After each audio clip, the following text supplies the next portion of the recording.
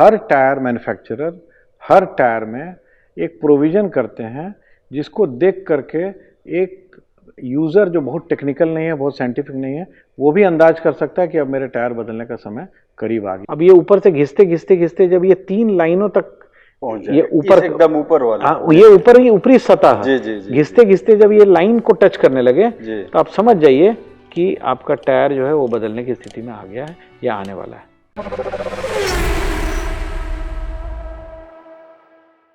Heads up auto में बहुत बहुत स्वागत है और आज का विषय है आपको अपनी गाड़ी के टायर्स को बदलने का निर्णय कब लेना है। इस विषय पर बातचीत करूंगा अपने ऑटो एक्सपर्ट अशोक प्रियदर्शी जी से। बहुत बहुत स्वागत है सर। धन्यवाद। बहुत सारे कमेंट्स आए थे टायर को लेके, बहुत सारे सवाल आए थे हमारे जो ऑडियंस है उनकी तरफ से। तो कब निर्णय लेना चाहिए लोगों को, क्योंकि टायर बहुत इंपॉर्टेंट इक्विपमेंट होता है किसी भी व्हीकल के लिए। हमारे देश में टायर रिप्लेसमेंट का रिकमेंडेशन का कोई बहुत ऑर्गेनाइज सिस्टम नहीं है। जी बिल्कुल। या तो पंक्चर वाले ने बोल दिया कि सर आपका टायर ज़्यादा डैमेज हो गया तो बदल लीजिए, या जो ड्राइवर हैं या ओनर हैं उन्होंने देखा कि 2-4 बार पंक्चर हो गया तो बदल लें, या वर्कशॉप वाले ने बोला कि सर अब टायर आपका पुराना हो गया इसको बदल लीजिए। परंतु कोई एक सटीक मैट्रिक्स इसकी नहीं है कि भाई इतनी चल गई, क्योंकि कई बार क्या होता है कि कुछ कुछ गाड़ियाँ जो हैं वो कम स्पीड में चलती हैं तो उनका घिसाव कम होता है, वेयर एंड टेयर कम होता है टायर का। जो गाड़ियाँ हाई स्पीड में चलती हैं उसमें टायर वेयर थोड़ा ज़्यादा होगा, जो गाड़ियाँ अच्छे सड़क पे चलती हैं उसमें टायर वेयर कम होगा, जो ख़राब सड़क में चलती हैं उसमें टायर वेयर ज़्यादा होगा। बहुत सारे कारण हो सकते हैं जी। और जहाँ पे गर्मी बहुत ज़्यादा है या जहाँ पे बहुत ज़्यादा ठंड है, वहाँ देखा क्या गया कि टायर का जो रबर की जो क्वालिटी है, रबर की जो क्वालिटीज़ हैं, जो या जो जो उसमें गुण होने चाहिए एक अच्छा परफॉर्मेंस देने के लिए, उसमें 6-7-8 वर्षों में कुछ डिटोरिएशन हो जाता है। और उसके चलते देसी भाषा में अगर एकदम कन्वेंशनल टर्म्स में हम लोग बोलें तो बहुत लोग सो आप सुनिएगा, लोग बोलते हैं टायर जी सूख गया है, टायर हार्ड हो गया है।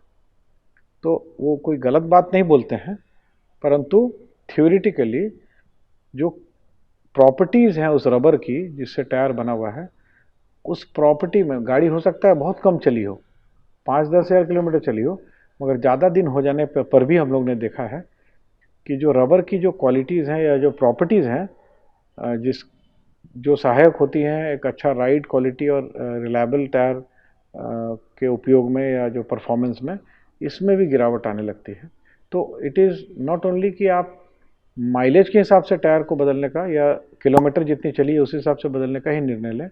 गाड़ी काफ़ी पुरानी हो चुकी है और गाड़ी मेरी बहुत कम चली है तो आप ये ना माने कि उसको टायर बदलने की आवश्यकता नहीं पड़ सके। हो सकता है कि टायर्स जो हैं आपके उसके रबर की प्रॉपर्टीज़ या केमिकल प्रॉपर्टीज़ थोड़ी सी ड्यू टू वेदर इफेक्ट, जो एटमॉस्फेरिक एनवायरनमेंट है उसके चलते भी उसमें कुछ तब्दीलियाँ, कुछ बदलाव हो जाते हैं।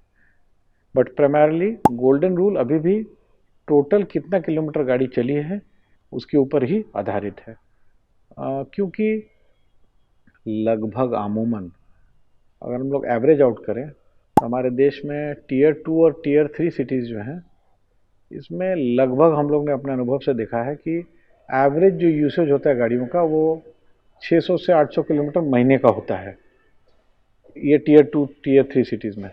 और जो बड़ी सिटीज़ हैं, मेट्रो सिटीज़ हैं या जो बड़े बड़े शहर हैं, वहाँ पे एवरेज रन जो होता है एक डे टू डे यूज़र का वो होता है लगभग 1000 से 1200 या 1500 किलोमीटर के करीब। तो 6 से 8 साल के बीच में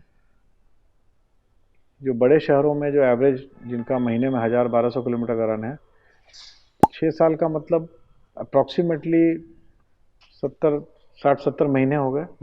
तो 70 महीने मतलब 70,000 किलोमीटर टायर नहीं चलता है। अच्छा। टायर कोई बढ़िया से बढ़िया होगा ना शक्ति जी, बहुत कोई यूनिक केस में कस्टमर बहुत या जो ड्राइवर हैं या जो चालक हैं अगर गाड़ी बहुत सावधानी से चला रहे हैं तो 40, 50, 55, 60 भी चलता है।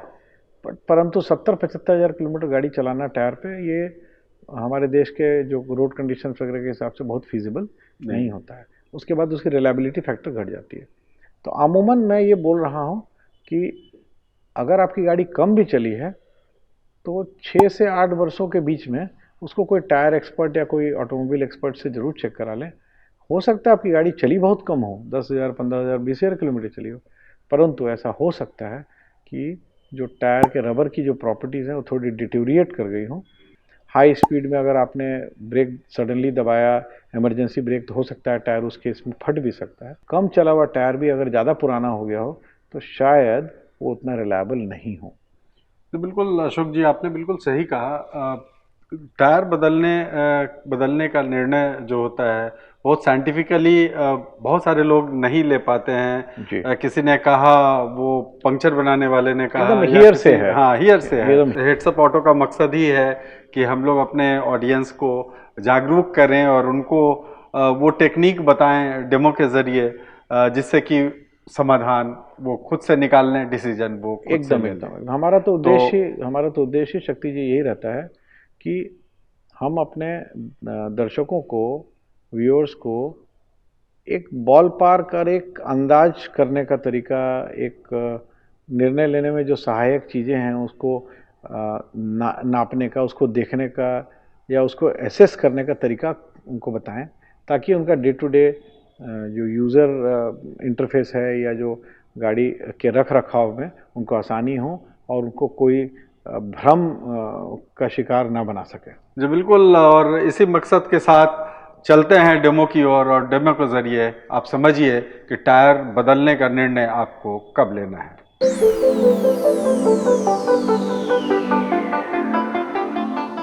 तो अब हम डेमो के माध्यम से आपको ये बताएंगे कि हर टायर मैन्युफैक्चरर हर टायर में एक प्रोविज़न करते हैं जिसको देख करके एक यूज़र जो बहुत टेक्निकल नहीं है, बहुत साइंटिफिक नहीं है, वो भी अंदाज कर सकता है कि अब मेरे टायर बदलने का समय करीब आ गया है या आ गया है। ये टायर का ग्रूव है, तो बीच बीच में देखिए हल्का हल्का ये पोर्शन उठा हुआ है जी।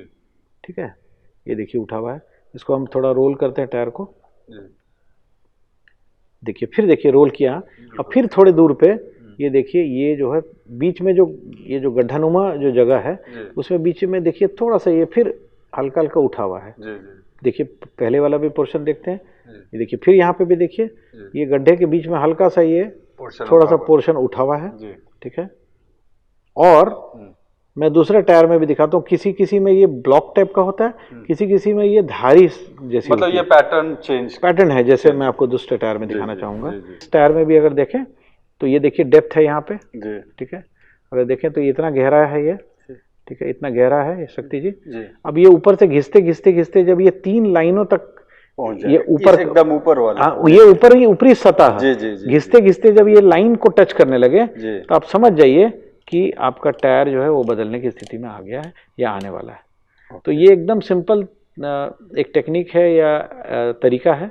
हर टायर में ये प्रोविज़न होता है, रेडियल टायर में।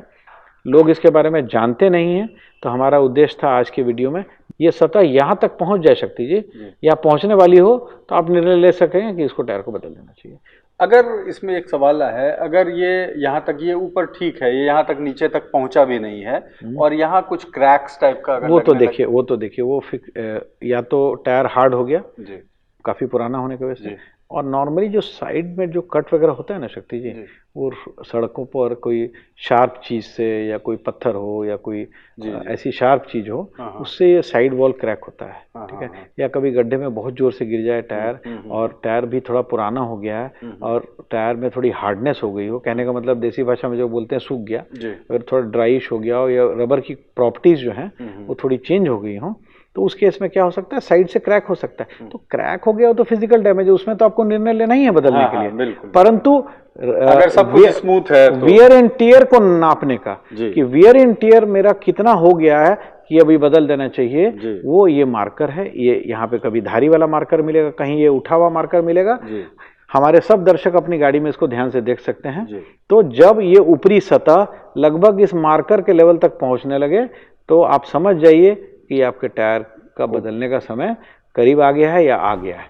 हमारे ऑटो एक्सपर्ट अशोक प्रियदर्शी जी ने अपने ऑडियंस को विस्तार से डेमो के जरिए बताया, क्योंकि ये जानकारी कम लोगों को है और शायद यही वजह है कि कमेंट के जरिए और मेल के जरिए हमारे चैनल पे इस तरह के सवाल आए कि हमें हमेशा कन्फ्यूज़न रहता है, एक संशय की स्थिति बनी रहती है कि हमें अपना टायर कब बदलना है।